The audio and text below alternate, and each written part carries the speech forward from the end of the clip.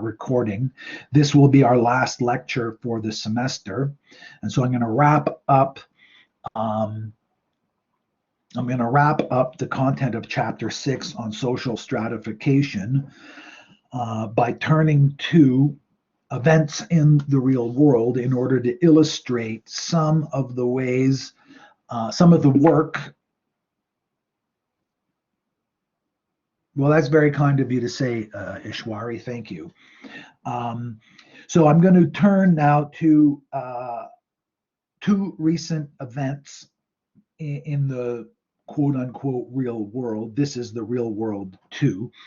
But in the world outside of academia, in order to illustrate some of the ways that the issue of social stratification makes itself felt in the world outside of sociology classrooms. In particular, in the last couple of weeks, both the Liberal Party of Canada and the New Democratic Party of Canada have held policy conventions. And policy conventions are a standard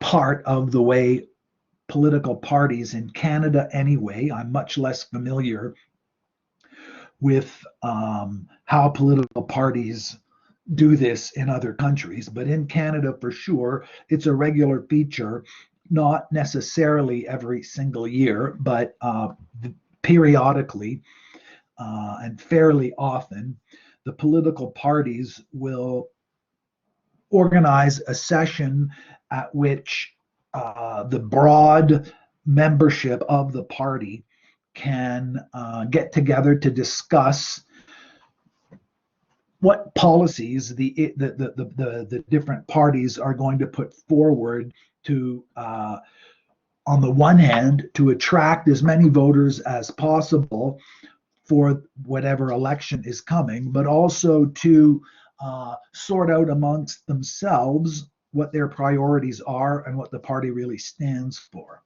And so as part of the background here, it's, you may or you may not know, I will explain some of this right now.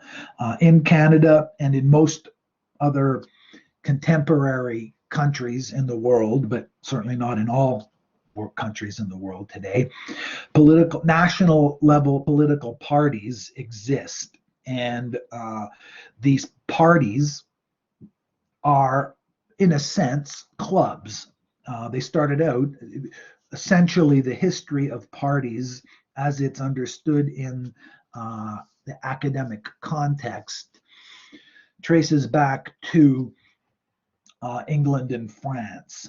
That's a Eurocentric vision, and I'm not aware of any counter narratives that are available. But in Canada, at least contingently, that's the relevant history. So parties are a political innovation from the 18th and 19th century, and they're made up of citizens. And even, in fact, many of the parties don't require proof of citizenship. They're made up of interested people who are already committed to what they take to be the ideas and the values of the party they join. And they want to promote those ideas and those values in society more broadly. And the way they do that is by supporting the party at national level elections. So the NDP, the New Democratic Party of Canada, is a party that's on the left of the political spectrum. The Liberals are a centrist party, and in Canada, the Conservative Party of Canada is a center-right party. So the three major parties are, roughly speaking, center-right, center, and center-left. And so the NDP and the Liberals recently had a convention, and mostly what's motivating that convention, the holding of a convention, is that most pundits and even most spokespeople for the different parties acknowledge that there's very likely going to be a federal election in the fall. And so all of the parties are preparing for that. And what they're trying to do is to position themselves as best they can to, among other things, appeal to as wide a section of the population as they think they can in order to raise more money so that they can conduct a more effective and a more efficient campaign to get the most seats in that upcoming federal election. Now, it might seem obvious, but in fact, it's not. The political each of the political parties tries to achieve a certain balance between keeping their existing voters and appealing to people who haven't voted for them yet, or who, at least in the most recent election, didn't vote for them, either because they didn't vote at all or because they voted for a different party. And so they have to balance between proposing policies that will be attractive to new people, on the one hand, with promoting policies that might cost them support of people who were already voting for them. So one example from the recent Conservative Party convention was the leadership of the Conservative Party proposed a resolution that recognized that human activity was responsible for global warming. And the assembled membership of the Conservative Party of Canada voted that resolution down. So the membership of the Conservative Party concluded that it was not in the party's best interest to have that as part of the party position. There's a number of reasons why that might be the case, but the reason it was on the news is that the leadership promoted that position. The leadership of the Conservative Party took the view that they will be able to get more votes in the next election and therefore increase their chance of forming the next government if they're able to appeal to Canadian citizens who agree with the proposition that global warming is caused by human activity, and that therefore addressing global warming will require changes in human behavior.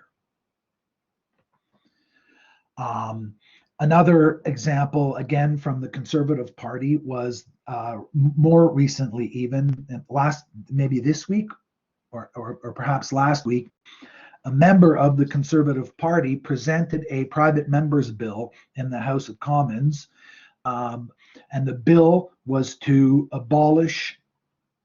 make it illegal for abortions motivated by sex selection. And the leader of the Conservative Party will not support that position. Aaron O'Toole has stated a number of times, and he reiterated that in his view, women should have the right to choose whether or not to have a baby. Basically, O'Toole took the pro-choice position. And the reason that this is illustrative of what I'm trying to describe is that part of the Conservative Party's base, as small c conservatives, are anti-choice. They believe that women should not have the right to choose whether or not to have children.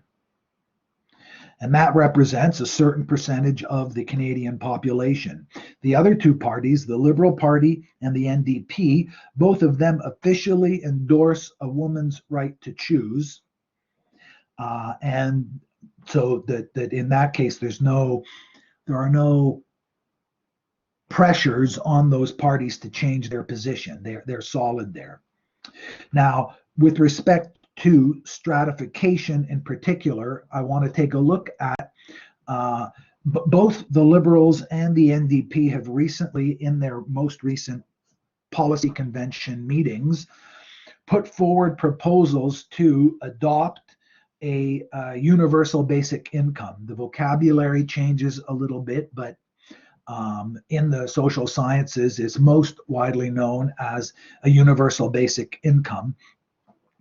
Guaranteed basic income is one of the ways that it's identified in the policy documents that were adopted by the two parties. And I want to take a look at the differences between the way the Liberal Party proposed and endorsed that policy compared to the ways, plural, that different members in the New Democratic Party put forward what is essentially the same proposal, but they defended it in slightly different ways. And what I want to discuss, I want to demonstrate to you and maybe discuss with you is the extent to which the differences between the Liberal Party endorsement of a basic income and the New Democratic Party endorsement of a basic income helps us clarify a little bit the differences between the structural functionalist understanding of stratification and the conflict theory version of stratification. So in order to do that, I'm going to take a look at the documents so that we're all looking at the same thing. So first, we'll take a look at the Liberal Party version. Is the document on the screen now? Canadian Basic Income, Rethinking Canada's Tomorrow. Thanks, Chad. Okay, just a little bit bigger here. So in both cases, so typically the way, typically the procedure at these policy conventions is that everybody who attends the conferences is allowed to submit policy proposals. And usually what happens is the policy proposals are organized by themes, and they have smaller groups that consider all of the proposals under a certain theme, and they choose the top few, the top 5 or 10 or however many in each theme. And then at the end of the policy conference, they all assemble in one large group and they vote on the top policies from each theme.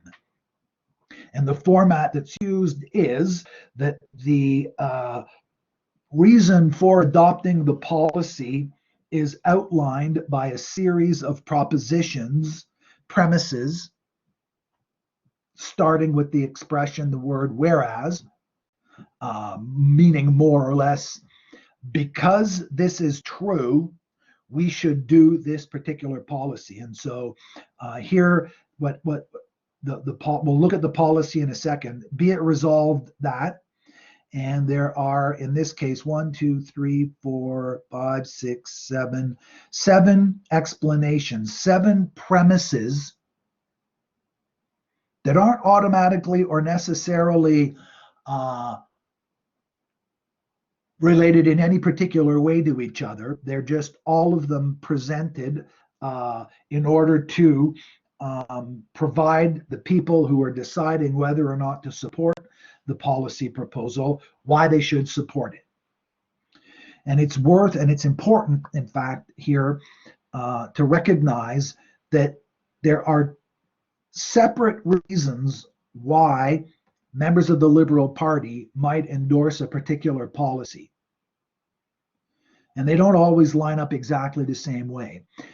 In general, everybody who shows up to the Liberal Policy Convention is a Liberal Party supporter, and they are going to want, insofar as the Liberal Party policy supporter or Liberal Party supporters, they're going to want the party to adopt policies that will make the Liberal Party more attractive to the rest of the country, and therefore more likely to get more votes, and therefore more likely to win the election. But people are going to disagree about how attractive or how popular a particular policy is. That's one set of considerations. But there's another set of considerations that sometimes compete with those first kinds of considerations. On some of these issues, many people join political parties because they hold values, they hold moral, normative, social values very strongly. And they feel strongly enough that they would like to see a group of people who share those values form the government so that those values can be defended and expanded as part of the way our society is organized. So sometimes there are pragmatic reasons for adopting a particular policy. Other times there are more principled reasons for adopting a particular policy. So we'll take a look at what the whereases are here for the Liberal Party. The Liberal Party, in endorsing a policy of a basic Canadian income, whereas COVID exposed serious gaps in the federal and provincial safety nets. Whereas economic stability is key to equality of opportunity and dignity, and the Universal Declaration of Human Rights, that's the founding document of the United Nations that was passed in San Francisco in 1947, I believe, right after World War II. Anyway, according to the Universal Declaration of Human Rights, one of those rights states that everyone has the right to a standard of living adequate for the health and well-being of themselves and their families. A third reason is income is a primary social determinant of health, yet precarious work is a growing concern, and millions of Canadians still live in poverty at great cost to our society. Next, a basic income would secure household purchasing power, address the stigma attached to being a welfare recipient, and signal that Canadians are best placed to determine their immediate needs.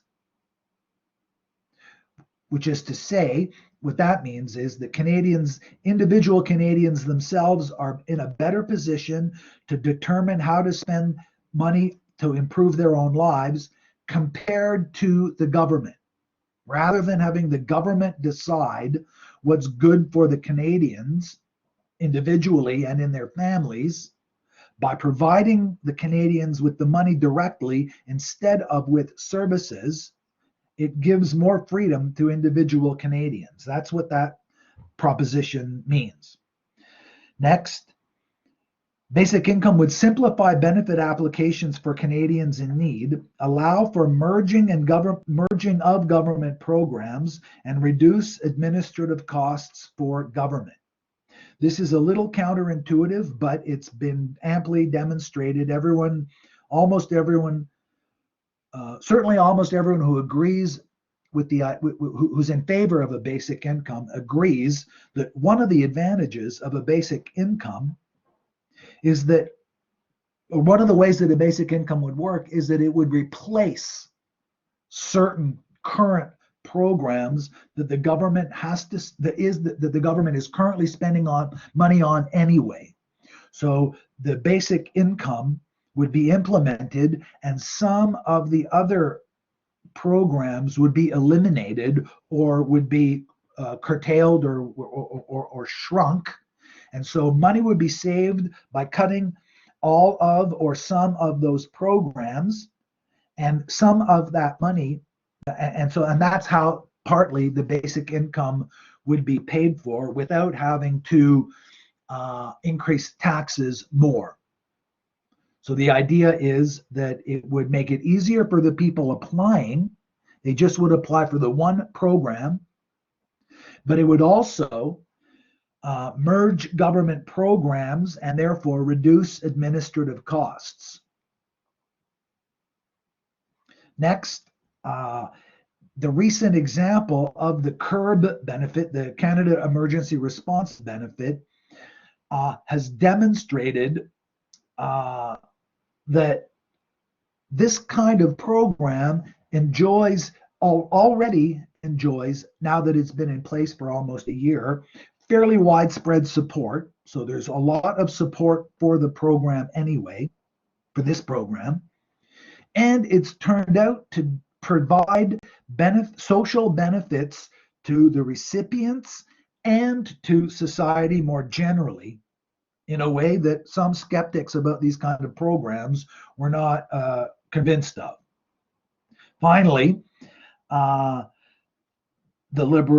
proposer of this resolution argues that Canada's social safety net already includes many basic income supports, and that this kind of program is really only the consolidation and the expansion of a number of programs that have been put in place and have been working for a long time in Canada. So as a result, the argument then is, because all of these premises are true, or insofar anyway as all of these premises are true, therefore the Liberal Party should, be it resolved that the Liberal Party of Canada urge the Government of Canada to conduct a basic income cost benefit analysis, explore how a basic income program could replace and consolidate a number of existing programs, and then identify how much more money would be required, if any more money would be required, to implement such a program. And then finally, to work with provinces, territories, First Nations, Métis, and Inuit to develop and implement a basic income guarantee. Mostly the last one involves the fact that in Canada is a federal Canada has a federal system of government. And what that means, federal in that context, means that the Canadian Constitution divides the government responsibilities between national level responsibilities and more local, provincially organized responsibilities. And as has been enshrined in our Constitution since 1982, and the details of which have been developed increasingly, the Canadian government now recognizes that it exists in a nation-to-nation relationship with the First Peoples in Canada, with the First Nations, the Métis, and the Inuit. And so that any programs that are going to be proposed to benefit those, the First Nations, the Métis, and the Inuit, the Canadian government has acknowledged that it has a responsibility to develop those in partnership with the First Nations, the Métis, and the Inuit. So the resolution of the Liberal Party around a basic income is set up that way. Now I want to compare some of the versions that were proposed by the NDP. Now, in the NDP's resolution book, there are a number of different versions of the guaranteed basic income program. And I've emailed the NDP, but I haven't heard back yet what the results were on the votes. So I don't know which of these, if any, of these resolutions were adopted. And I haven't heard back yet, so I'm not in a position to be able to tell you. But on the NDP's public webpage, I'm not a member of the NDP, so I don't have access to any of the behind-the-scenes information. But on the NDP's public website, they posted a PDF, a 57 or 70, I forget, a big long document that lists all of the resolutions that were presented to the assembled group of the NDP. And so I'm just looking at a couple of these. So here we have fighting poverty with the guaranteed basic income. And their whereases are shorter. Now that's partly because of the way they organized their convention, and they told all of the people presenting conventions to limit the number of whereases they include in their proposals. So that's part of it. But what they chose to include is really what I want to compare for you. Whereas millions of Canadians live in poverty, increasing risks for mental and physical health problems and homelessness, and whereas Canada's guaranteed basic income for Canadians over 65 has produced a laudably, that means worthy of congratulations, a laudably low rate of elder poverty, and whereas existing social welfare programs are complex, not in a good way, and do not protect all Canadians. So those are the three reasons that are offered here for supporting and working toward the implementation of a progressive guaranteed basic income system in Canada, which maintains existing levels of publicly funded social supports. Now, what are the differences between these two proposals for what amounts to the same policy? Do you see any differences between the two pathways that lead to arguably roughly the same point?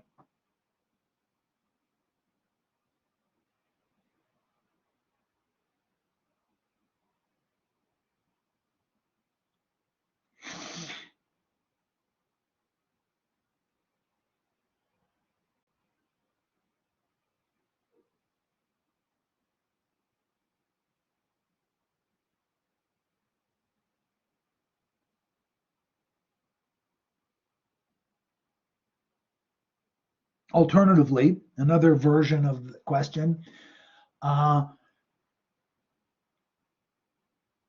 which of the two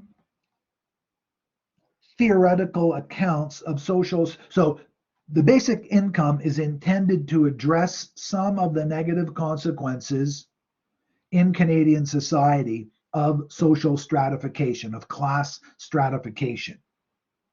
It's meant to address income inequality. In chapter 6 and in news analysis assignment 2, in that extra reading I assigned, we looked at three theories, and I think that these two different approaches, each roughly speaking, capture one of those three theories. Not the Weber theory, but I think one of these two demonstrates the logic of the structural functionalist approach to social stratification. And I think the other one demonstrates the logic, more closely adheres to the logic of the conflict theory approach to social stratification. Do you think that that the NDP approach is more like the conflict theory approach to stratification or the structural functionalist approach to stratification?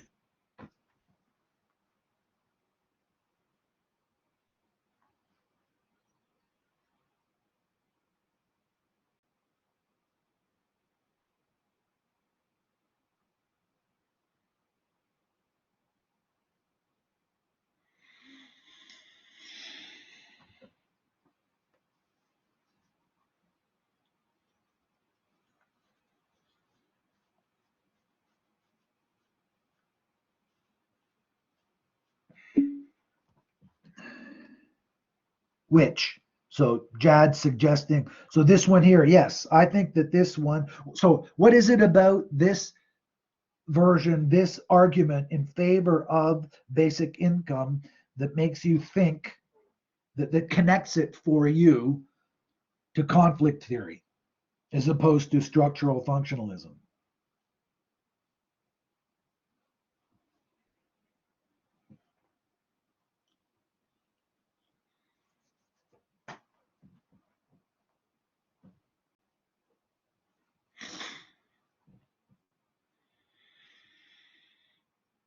There's only four of you, so it might be even less daunting than under other circumstances to turn your microphone on. So you might consider turning on your microphone to just say what it is you think, or type it.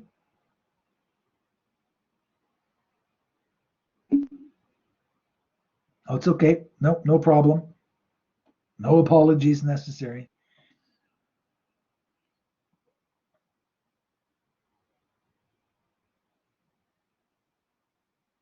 So Jad thinks that this approach is closer to the approach suggested by the conflict theory view. Presumably, it follows from that that the liberal approach is closer to the structural functionalist view. What I'm asking you to think about, or to write, to talk about, or to type about, is what is it about this one that connects it to conflict theory, or what is it about the liberal one that connects it to structural functionalism?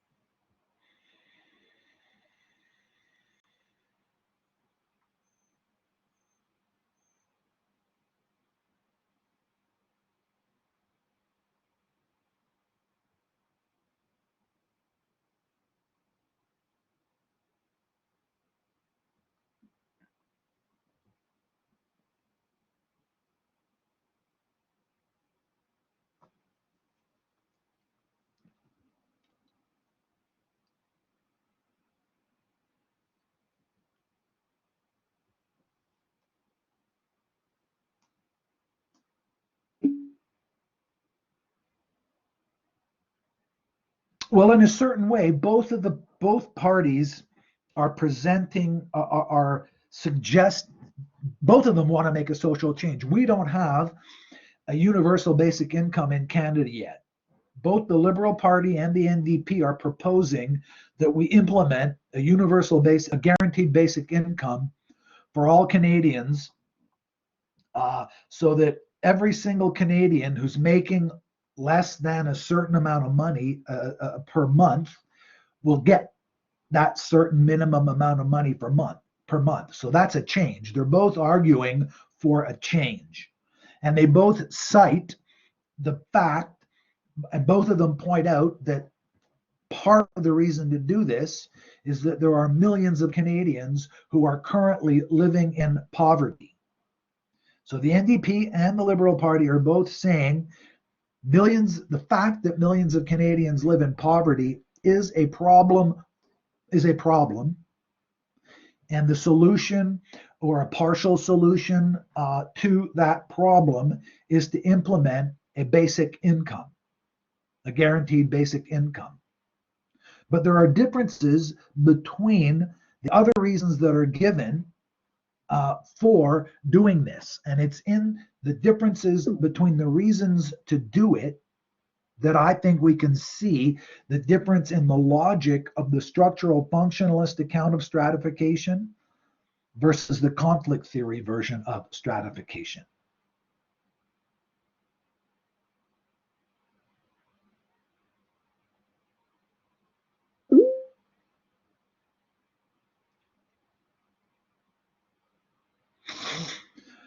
Well, let's go back for a minute to the Liberal Party one.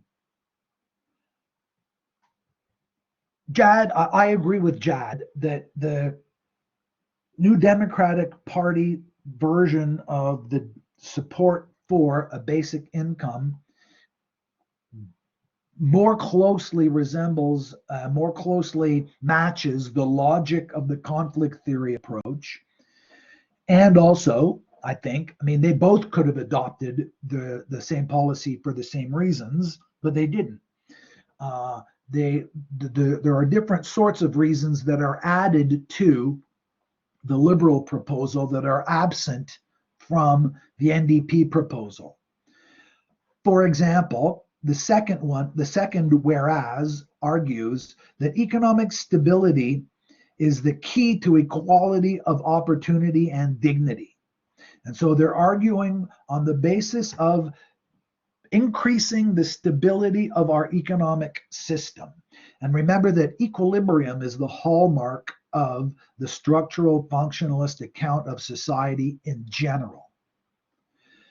Structural functionalism as a sociological theory was developed it was modeled on late 19th century understanding of an understanding of how biological life on Earth in general operates, an understanding that was developed in the mid to late 19th century. And equilibrium is a key dynamic at work in that biological understanding, and it's that it's the positive dynamic of equilibrium maintenance that the early sociologists, the early structural functionalists borrowed from biological science and applied it to the early field of sociology. They believed back then, and many sociologists continue to believe right up until today, that a key to understanding society is to see society as a set of human-made institutions, so that it's not that the argument in sociology is not that these are biological consequences. Rather, they're using the notion of equilibrium to understand how it is that human societies have developed the way they have. And what the conclusion that was drawn was that given human societies, any particular human society that has been able to maintain itself, to survive over generation after generation after generation after generation, one of the things that allowed it to survive as that particular society was its ability to adapt itself to the existing surroundings. And that always involved trade-offs, cost-benefit trade-offs. And here this is applied, I think fairly clearly applied, when they argue that economic stability is the measure that's being used to evaluate why it's important, why it's good for Canada, why it would be good for Canada to have a basic income. Now, in a certain sense, it's obvious why it would be good for the millions of people that the Liberals and the NDP agree live in poverty. In what way would it be good for the millions of people who live in poverty to have a guaranteed basic income? Super obvious, but I want to see the premise developed and then connected to the two different approaches.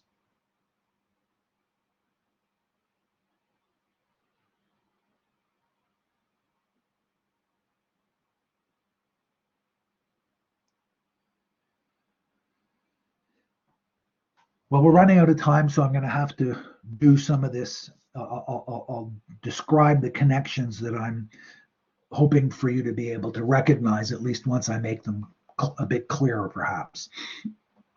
Recall when I began, I described that there are two different sorts of motivations for policies to be proposed in these kinds of settings. How do you make your party more attractive to a wider and wider range of people in Canada without alienating your existing supporters? In the case of the NDP, so we'll turn back to the NDP policy proposal. The NDP is just and exclusively focusing on the advantages that are going to accrue to the people who benefit directly from the basic income. Millions of people live in poverty. That's unacceptable, they're saying. And one of the ways of decreasing the unacceptableness of millions of people living in poverty would be to give them some more money. Seems pretty straightforward. We know, so the argument continues, we know that we've been able to do that for people over 65. People in Canada over 65, landed immigrants and permanent residents and citizens in Canada who are over 65 are entitled to old age security And that provides them with a minimum basic income. And the Statistics Canada data has demonstrated very clearly that the implementation of that program has decreased poverty among seniors considerably. So the way they put it is, whereas Canada's guaranteed basic income for Canadians over 65 has dramatically decreased, has produced a low rate of elder poverty. Hasn't eliminated it, but it has decreased it. We have a low rate of elder poverty in Canada since we adopted this policy. And finally, the policy proposal acknowledges that we do have certain social welfare programs, but that they're not protecting all Canadians. So they want to expand a model that has demonstrated itself to reduce poverty for people over 65 to the full population. This represents a conflict perspective because it's not saying that we should do this because it's good for rich people too. It's saying we want to do this for poor people. Now, the connection to the institutional context here is the NDP is a party that is not particularly popular with rich people. The NDP's base, their electoral base, is essentially appealing to poor people and their allies. The NDP is it's problematic as to whether or not how accurate it is to describe them as a socialist party.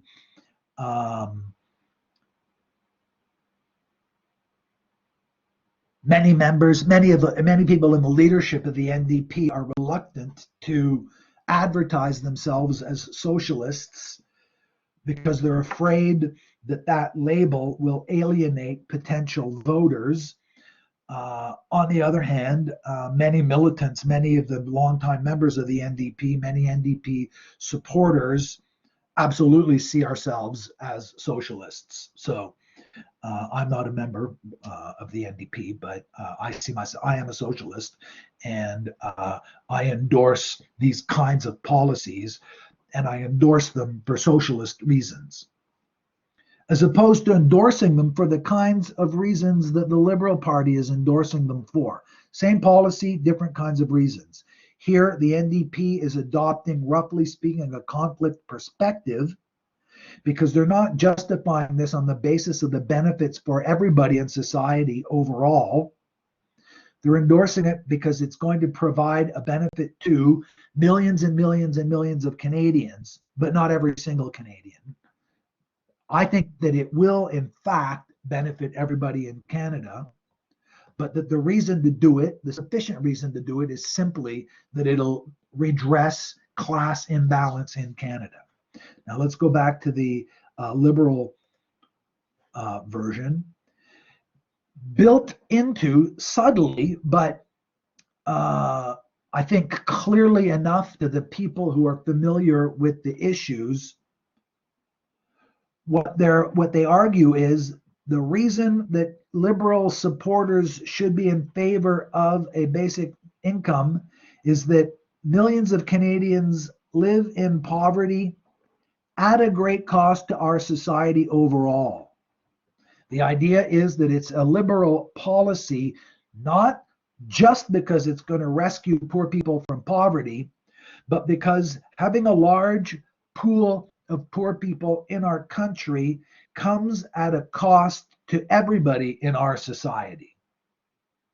And that represents a structural functionalist perspective, because the claim here is that the balance, the equilibrium that's achieved in Canadian society depends on reaching a workable compromise between a massively unequal distribution of wealth and some less, not perfect distribution of wealth, whatever that might be, if there's such a thing, but rather in decreasing the extent of wealth inequality in our country to achieve a kind of optimal level of inequality.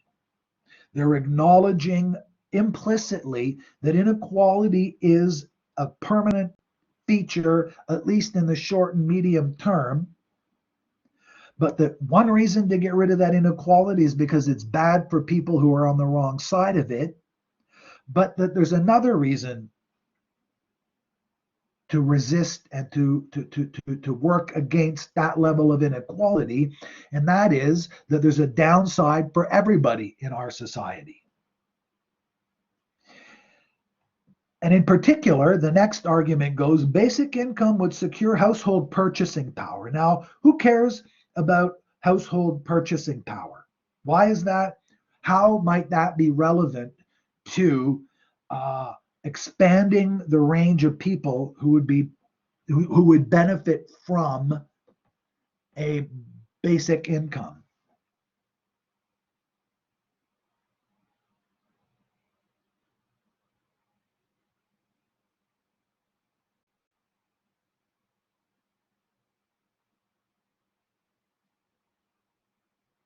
Well, consider a neighborhood in which a number of people would qualify for the basic income and then would get that basic income.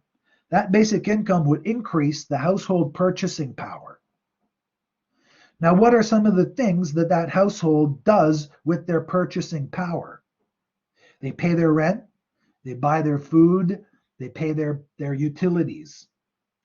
To whom do they pay their rent? From whom do they buy their groceries? And to whom do they pay their utility bills?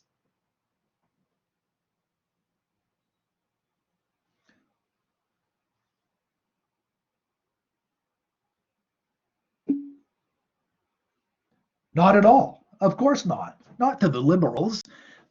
The liberals don't sell food. The liberals don't pay rent. They don't collect rent. Not as liberals. I mean, there might be some liberals who do those things, but they don't pay it to the Liberal Party. And the utilities, you pay utilities to Rogers or to Hydro or to wherever you pay the utilities or your gas bill and so on.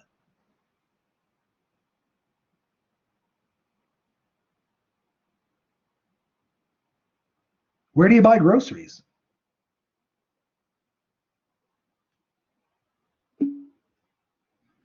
Walmart, Loblaws, right? Who owns Walmart? The Waltons. They're among the wealthiest people in the world. Galen Weston died today or yesterday, apparently.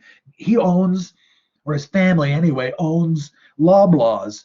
And so by securing increased household purchasing power for poor people, one of the things that you're doing is that you are putting money back into circulation. Loblaws benefits, and the family that gets the basic income benefits also. So now they can buy either more food or better tasting food than they could when they didn't get that basic income. They can pay their phone bill. They can get a decent internet connection so that their children can attend school remotely. Who else benefits from you being able, from young people being, or whatever age they are, people benefiting? Why is it we have college, elementary school, high school, and university and college subsidized by everybody in Canada? So the people who own Walmart and the people who own Loblaws, do you think they have difficulty paying for their children's university? No, they have billions of dollars. The amount of money it costs to send their kids to university is like nothing to them. Zero pain, zero sacrifices required for billionaires to send their children to school. But they live in societies and they donate to political parties that organize and run societies where billions and billions and billions of dollars are spent on public high school and post-secondary education. One of the reasons for that is that in order to operate their Walmart stores and their Loblaws stores, The history of the last 100 years has demonstrated to virtually everybody's satisfaction that it's in the capitalist, the ownership class's financial interest to have a highly educated population. It's much easier for them to run their successful businesses when they have a large pool of educated people prepared to work in their businesses. That includes the low-wage jobs that Walmart and Loblaws have, but it also includes every single job at Walmart and Loblaws. At Walmart and Loblaws, they have lots of minimum wage entry positions, and the bulk of statistically speaking, most of their employees are paid those wages. But these are two giant corporations, and they have managers and assistant managers and sub-managers, and they have regional managers, and they have engineers in charge of whatever engineering things they do for refrigeration and so on, and they have lawyers, and they have all kinds of professionals who work at these companies. And those they hire those people exclusively. Why? What is it that why does Walmart hire lawyers and engineers and accountants and all that? What do they get out of it?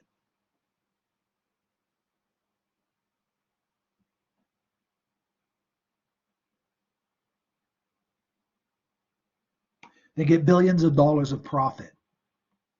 They wouldn't be able to run their stores without low-wage employees stocking the shelves and scanning the items on their way out and cleaning the floors and so on. But they also need a much smaller number, but nonetheless, they need them absolutely in order to be able to do their thing. So they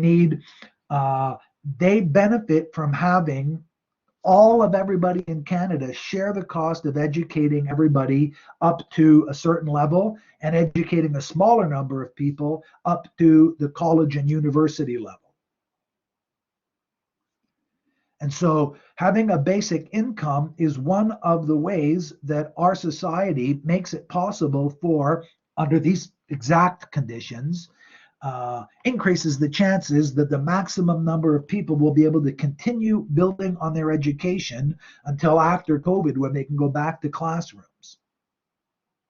So the Liberal Party logic for supporting a basic minimum income is not just that poverty is bad for the poor, but that a certain level of poverty is bad for the poor and for the rich. And that the rich are going to benefit by decreasing the extent of poverty in our society. And that's, roughly speaking, the structural functionalist account of stratification. The NDP doesn't have to focus, or doesn't focus anyway, in the particular proposal we looked at, on some of the advantages to the rest of society. And that's partly because at least the particular NDP members who put forward that specific proposal, either because in principle they don't give a shit about the rich, and what they're trying to do is transform Canada into a place where poor people have dignity and can survive, or maybe and also because they understand that the NDP is not getting the votes of the selfish rich people anyway. So there's no point in defending or promoting themselves to people who are never going to vote for the NDP. So they might as well stick to arguments that are going to appeal to the interests of people who might vote for the NDP.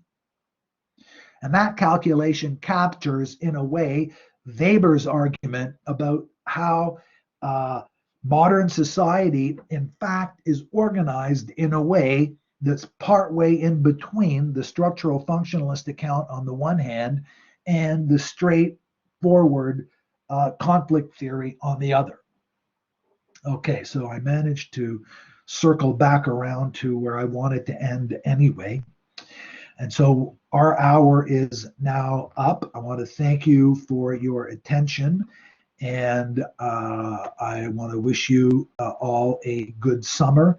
If you're taking courses, good luck with the courses. And hopefully, I will see all of you in September, hopefully in class. And if not in class, online with a revamped and reorganized mode of delivery on my part that will attempt to do a better job at this. Okay, so thank you for your attention all semester long, and I will see you when I see you.